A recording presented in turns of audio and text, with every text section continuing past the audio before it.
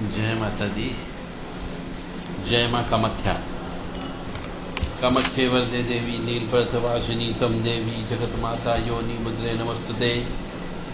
कामाख्ये काम संपन्ने कामेश्वरी हर प्रिये काम नाम देहि मे नित्यम कामेश्वरी नमस्तुते। कामदे काम रूपस्ते शुभगे सुर सेविते करोमि दर्शन दिव्यम सर्वकामार्थ सिद्धयेत्।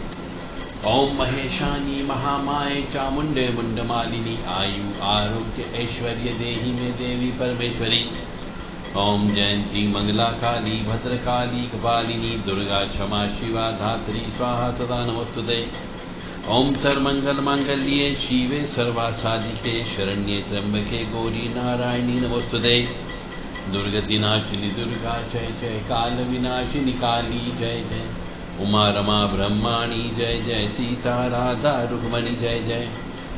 महालक्ष्मी नमस्तुभ्यं सुरेश्वरी हरि प्रिय नमस्तुभ्यं दयानिधि। काली काली महाकाली काली के पाप नाशिनी खड़ग हस्ते मुंड हस्ते काली काली नमस्तुते। काली काली महाकाली काली के परमेश्वरी सर्वानंद खरी देवी नारायणी नमस्तुते।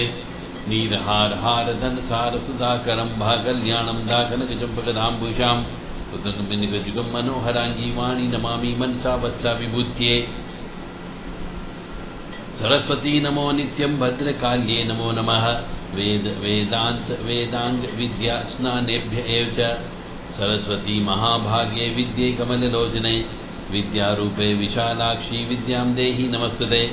ओम ऐं ह्रीं श्रीं क्लीं वाग्वादिनी सरस्वती मम जिह्वाग्रे वद वद क्लीं श्रीं ह्रीं ऐं ओम नमः। या जल जल जल अग्निरूपाय ओम ह्रौं ह्रीं श्रीं ज्वाला देवी नमः। देवी प्रपन्नताति हरे प्रसीद प्रसीद मातर्ग जोखिलस्य प्रसीद विश्वेश्वरी पाहि विश्वन्तमीश्वरी देवी चराचरस्य। शुभं करोति कल्याणं आरोग्यं धन संपदा शत्रुबुद्धि विनाशाय दीप ज्योति नमस्तुते। योनि मात्र शरीराय कुंजवासिनी कामदा रजोस्वला महातेजा कामाक्षी ध्यायतां सदा।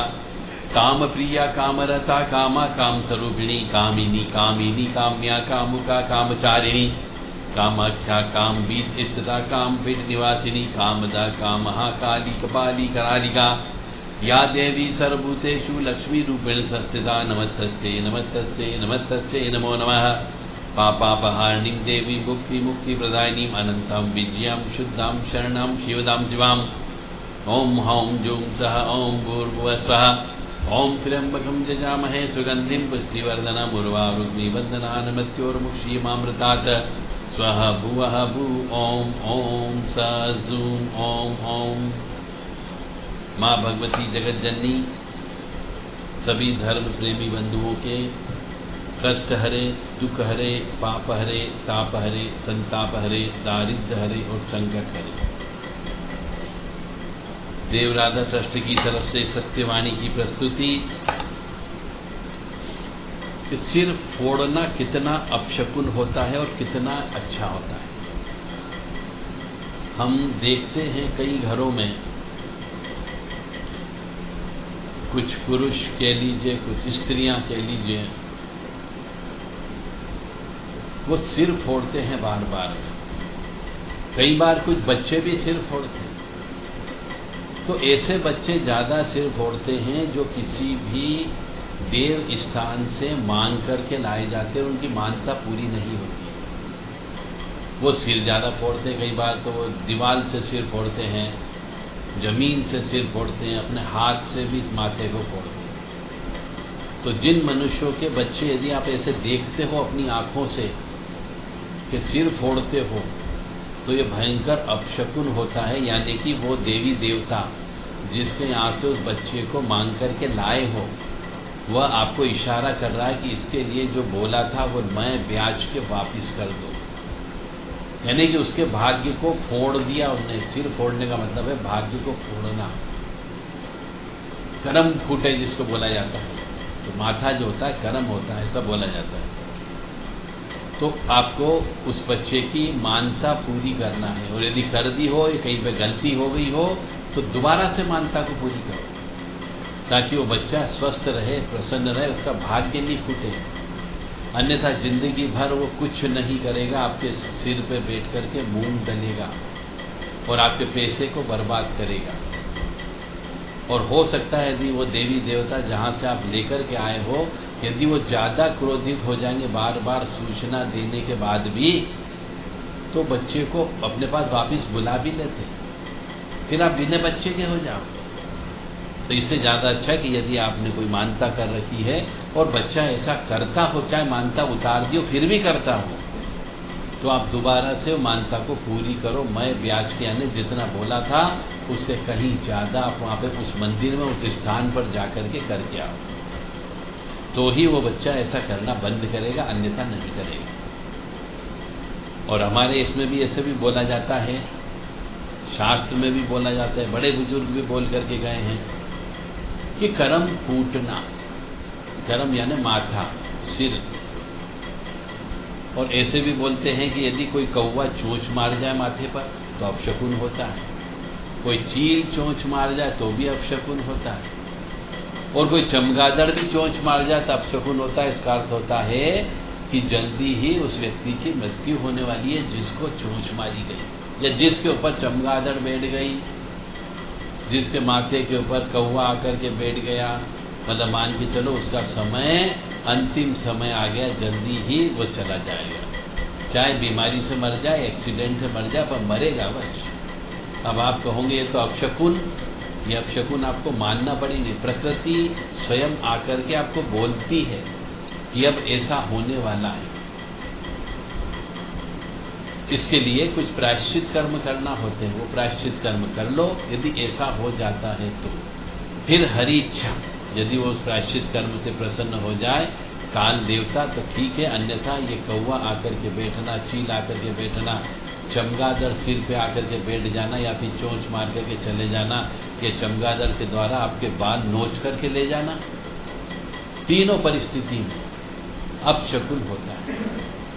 और यदि गहराई में आप जाएंगे तो हमारे इसमें बड़े बुजुर्ग कहा करते थे, जैसे कोई बहू आई, यदि वो कोई बार बार बहुत ज़्यादा नुकसान करती है, काम नहीं करती है, या किसी भी वजह से कोई न कोई तनातनी हो जाती है, तो बड़े बुजुर्ग कहा करते थे करम जली, एक शब्द हुआ करता है।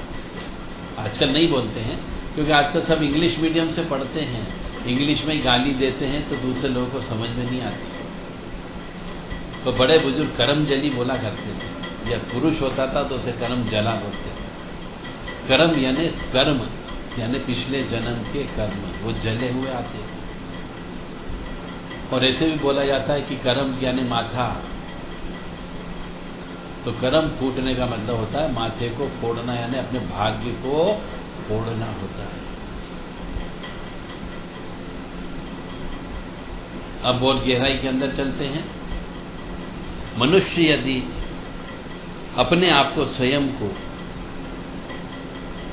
एक वास्तु रूप के अंदर मान करके चले, वास्तु रूप का मतलब हो गया वास्तु देवता, तो वास्तु देवता का चित्र, यदि आप हिंदू हैं और धर्म प्रेमी हैं तो वास्तु देवता का चित्र लेकर के आओ और उससे समझने का प्रयास करो कि वास्तु देवता का चित्र ईशान कोण में उनका सिर रहता है। तो ईशान कोण में सिर रहने का मतलब हो गया, हम कहते हैं ईशान कोण के अंदर पवित्र रखना चाहिए, शुद्ध रखना चाहिए, स्वच्छ रखना चाहिए, इसलिए ईशान कोण के अंदर हम भगवान की स्थापना करते हैं। यानी कि उस वास्तु देवता जो है, वास्तु पुरुष भगवान बोलते हैं, श्री हरि विष्णु के ही अंश थे। उस जगह हम कहते हैं कि लेटरिन बाथरूम नहीं होना चाहिए। क्यों नहीं होना चाहिए? क्योंकि वो ब्रह्म स्थान है आपका, और ब्रह्म स्थान पर सभी देवी देवताओं का वास होता है। महाकाली, महालक्ष्मी, महासरस्वती, ब्रह्मा, विष्णु, महेश, ये 6 जने, और ज्ञान, बुद्धि दाता, लक्ष्मी दाता, सभी का वास वहीं पे होता है। वहीं से पूरे शरीर का संचालन होता है, इसीलिए उसे ईशान कोण बोला जाता है। और वहां पर वास्तु भगवान का सिर होता है। और यदि उस सिर के ऊपर आप लेटरिन बाथरूम करोगे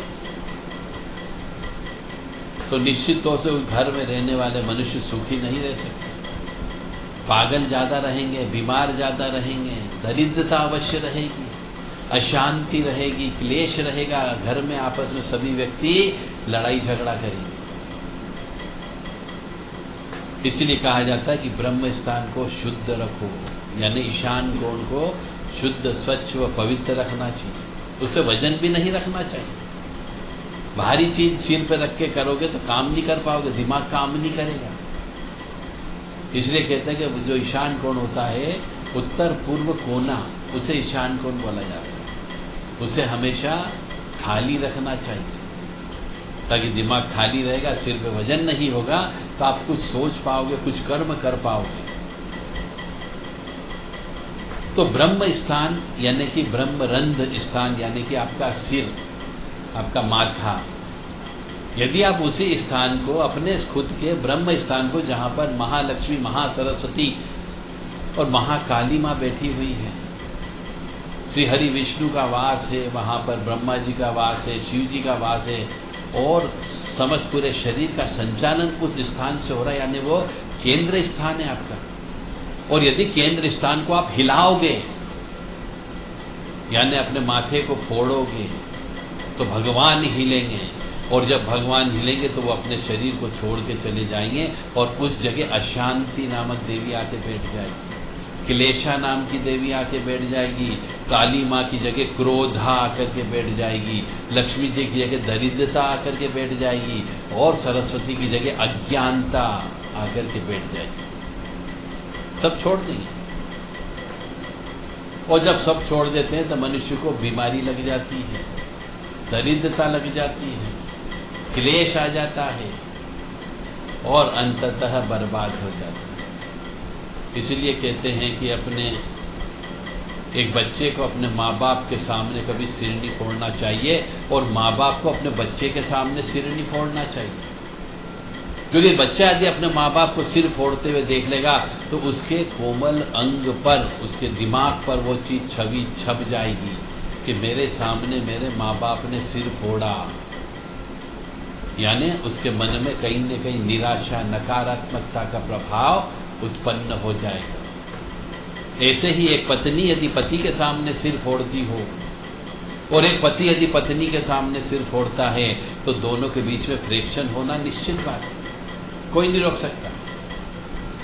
क्योंकि ये मान करके चलो, सिर फोड़ने का मतलब आपने अपने भगवान देवी देवताओं को दूर कर दिया और दूसरी आसुरी प्रवृत्तियों को अपने सिर के ऊपर बिठा लिया। क्योंकि भगवान को आपने हाथों से मारा, भगवान को आपने दीवालों से मारा, यानी कि अब शकुन चालू। तो मानो या न मानो, यह सत्य बात है। नहीं मानने पर कष्ट की उत्पत्ति तो होगी होगी। इसलिए यदि आपने कोई मानता कर रखी हो तो मानता को पूरी करो, और अपने बच्चों के सामने कभी सिर मत फोड़ो, अपनी पत्नी के सामने सिर मत फोड़ो।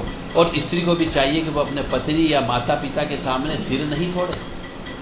यदि विवाह हो गया है और यदि वो अपनी माई के जाने पर सिर फोड़ती हो कि मेरे तो कर्म फूट गए, इसका मतलब है माँ बाप समझ जाते हैं कि पति खराब मिल गया है, या फिर सास ससुर खराब मिल गए हैं, मैंने अपनी लड़की का विवाह गलत जगह कर दिया है, यानी उसकी आत्मा को कष्ट पहुंचता है, माता पिता की आत्मा को कष्ट पहुंचता है। और जब माता पिता की आत्मा से कष्ट निकलता है तो हाय और बद्दुआ ही निकलती है। कहीं न कहीं पर दुख की उत्पत्ति अवश्य होगी, क्लेश की उत्पत्ति अवश्य होगी। इसलिए किसी भी मनुष्य को किसी के भी सामने अपने कर्म नहीं फोड़ना चाहिए, सिर नहीं फोड़ना चाहिए। यदि आपके घर में ऐसा हो रहा हो तो उसे तत्काल रोक दें। सभी धर्म प्रेमी बंधुओं से हमारा निवेदन है कि यदि आपके घर में कोई भी मनुष्य, चाहे वो बेटा हो, चाहे वो बेटी हो, चाहे पति हो, चाहे वो पत्नी हो या बहू हो, इस प्रकार का कृत्य करता है तो उसे रोके। अन्यथा आप निश्चित तौर से आप अपने घर में भी अनुभव करके देख लो कि जहां पर ऐसा हो रहा हो वहां पर दरिद्रता अवश्य होगी, अशांति अवश्य होगी, क्लेश अवश्य होगा, बीमारी अवश्य होगी, और आपके घर में आनंद और सुख तो बिल्कुल भी नहीं होगा। इसलिए ऐसा कृत्य कोई भी न करे। मानो या न मानो, ये पूर्णतः सत्य है। नहीं मानने पर कष्ट की उत्पत्ति होगी, और कष्ट सहन करने के लिए आप तैयार रहो, क्योंकि यदि आपके भाग्य में लिखा हुआ है कष्ट सहन करना, तो कष्ट सहन अवश्य करोगे। और यदि आप प्रैक्टिकल करना चाहते हो कि ऐसा ये महाराज जी बोले तो सही बोल रहे या नहीं बोल रहे हैं, तो अपने घर में 15 दिन खुद अपने बच्चों के सामने सिर फोड़ो। एक स्त्री है तो पति के सामने सिर फोड़े, पति है तो पत्नी के सामने सिर फोड़े, बेटा है तो बाप के सामने सिर फोड़े, और बाप बेटों के सामने सिर फोड़ के देख ले 15 दिन। फिर देखो घर के अंदर क्या होता है। खुद अनुभव करके देख लो, तो जो बोला वो सत्य है या झूठ है। माँ भगवती जगत जननी आद्य शक्ति भवानी आपको सुखी रखे, स्वस्थ रखे, प्रसन्न रखे। और ऐसे भी बहुत सी जगह बोला जाता है, हमारे यहाँ हिंदू धर्म में कहावतें भी है, पढ़ाई भी जाती है कहावतों को। कर्म फूटना, भाग्य को खा जाना, भाग्यहीन हो जाना, सिर पर ठीकरा फोड़ना, ये भी कहावत है। सिर के बाल नोचना, ये भी कहावत है। इसका मतलब ये है कि सिर से संबंधित कुछ भी कृत्य जो गलत होता है, वह अल्टीमेटली नुकसान का ही काम करेगा। तो न तो सिर के ऊपर ठीकरा फोड़ा जाए, न सिर के बाल नोचे जाए, और न ही कर्म को फोड़ा जाए। ये सब नकारात्मकता की ओर लेकर के जाते हैं। यदि कौवा किसी के सिर पे आके नोच या नहीं, सिर्फ आकर के बैठ जाए, तो आप समझ जाओ कि आपके सिर के ऊपर पितर आकर के बैठ चुके हैं और आपको कष्ट की प्राप्ति होने वाली है। इसलिए यदि हो जाए तो इसके लिए भी कुछ अपशकुन से संबंधित कुछ प्रायश्चित कर्म हैं, उन प्रायश्चित कर्म को किया जाए तो ये अपशकुन दूर हो सकता है। इसके लिए आपको उचित सलाह और मार्गदर्शन की आवश्यकता होगी। यदि आपके सिर के ऊपर चमगादड़ आकर के बैठ जाए, कबूतर आकर के बैठ जाए, गिद्ध आकर के बैठ जाए, या फिर चोंच से आपके बाल उखाड़ करके ले जाए, तो समझो 6 माह के अंदर आपकी मौत होने वाली है। तो ये पक्षी तंत्र, पशु तंत्र और सिर, इसके ऊपर आपको हमने ज्ञान दे दिया। ज्ञान लेना या नहीं लेना अब आपके ऊपर निर्भर करता है। हमने अपना धर्म निभाया, अब आपका काम है इस धर्म को निभाने का, अपने परिवार को सुखी रखने का। अब आपकी इच्छा कि आप सुखी रहना चाहते हो या कष्ट में रहना चाहते हो। हमेशा ईश्वर का नाम लेते रहो, सत्कर्म करते रहो। जय माता दी, जय माँ कामाख्या, माँ भगवती जगत जननी आद्य शक्ति भवानी, आह्लादिनी शक्ति, कष्ट निवारिणी, दुख निवारिणी, महिषासुरमर्दिनी, मधुकेटभंदी, चंडमुंडनाशिनी, रक्त बीज विनाशिनी, शुंभ निशुंभ मर्दिनी, धूमलोचन सनंत्री, श्रीवाहिनी, पापनाशिनी, क्लेशनाशिनी आपको सुखी रखे, स्वस्थ रखे, प्रसन्न रखे और आपको सुख दे, समृद्धि दे, शांति दे। कामाख्ये वरदे देवी नीलपर्वतवासिनी तम देवी जगत माता योनि मुद्रे नमस्तुते। कामाख्ये काम संपन्ने कामेश्वरी हर प्रिय काम नाम देही में नित्यम कामेश्वरी नमस्तुते। जिन जिन धर्मप्रेमी बंधुओं ने मेरे इस विचार को ध्यान से सुना, उनके लिए विशेष गिफ्ट, अनुष्ठान व यज्ञ कैसे करें, यह किताब देवराधा ट्रस्ट के द्वारा प्रसारित की गई है, लिखी गई है। जो भी मनुष्य अनुष्ठान व यज्ञ की किताब, नवग्रह शांति कैसे करें, इष्ट की पूजा कैसे करें, इष्ट कैसे प्रसन्न करें, यह किताब यदि खरीदना चाहता हो तो केवल 3 दिन यानी आज 29 जून 2020 से 4 बजे से लेकर के शाम को 4 बजे से लेकर के 2 जून शाम को 4 बजे तक जो व्यक्ति बुक कराएगा केवल उसे पोस्टे सहित सिर्फ 400 रुपये में दी जाएगी। माँ भगवती जगत जननी आपको इस किताब को खरीदने के लिए सद्बुद्धि प्रदान करें। जय माता दी, जय माँ कामाख्या।